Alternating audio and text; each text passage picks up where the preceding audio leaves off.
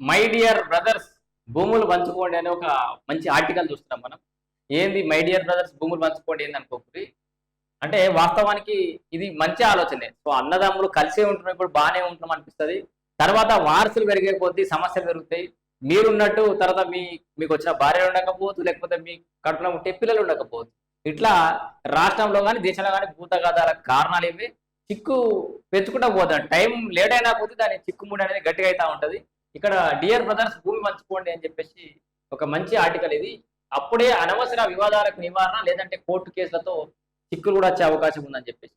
ఏంది భూముల ధరలు పెరుగుతున్నాయి, ఆస్తి కోసం మన అనేది ఏం లేదు, అన్నదమ్ముడు అనేది ఏం ఉండదు. అందుకే అన్నదమ్ములు పంచుకున్న భూములు ఇంకా డివిజన్ చేసుకోకపోతే జాగ్రత్త పడాల్సింది. అన్నదమ్ముల పేర్లపై ఉమ్మడిగా ఉన్న భూమిని డివిజన్ చేయకుండా కొనసాగిస్తే భవిష్యత్తులో అనేక సమస్యలు వస్తాయని రాశారు.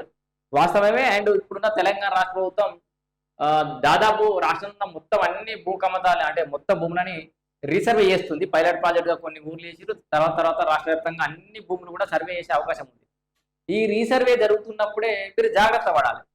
మీరు దున్నుకుంటున్న భూమి అదే మీరు అనుకుంటున్న సర్వే నెంబర్లే ఉందా, వేరే సర్వే నెంబర్లు ఉందా, హద్దులు కరెక్ట్గా ఉన్నాయా లేదా, ఎవరితో పంచాయతీ ఉందా, మీ అన్నదమ్ములకు శరీరం సరిపోయేంత ఉందా లేదా, మన వెనకడ బాబు చెప్పినట్టు మన తాత చెప్పినట్టు కాగితం మీద ఉన్నట్టే భూమి ఉందా వాస్తవంగా లేదా, ఇట్లా చాలా విషయాలు క్రాస్ చెక్ చేసుకోవాల్సిన అవసరం ఉంటుంది.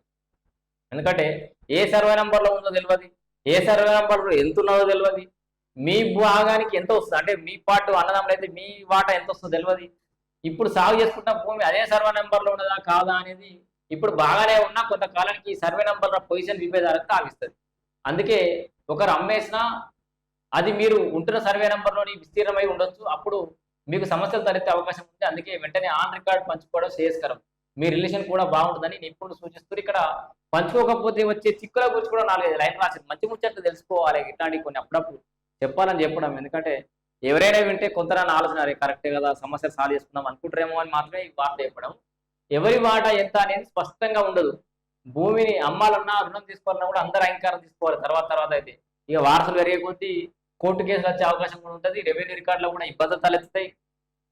కుటుంబ సభ్యుల పరస్పర అంగీకారంతో చట్టబద్ధంగా భూమిని విభజించుకొని రెవెన్యూ రికార్డు సరి చేసుకోవడం అయితే ఉత్తమం. ప్రతి ఒక్కరికి హక్కు స్పష్టంగా ఉండి భవిష్యత్తులో అనవసర వివాదాలకు కూడా దారి తీసే అవకాశం ఉంది. ఇక్కడైతే దీంతో పాటు మరి కొనేటప్పుడు అమ్మేటప్పుడు భూములు బరాబరు చూసుకోవాలన్నా వద్దా అనేది కూడా చూద్దాం.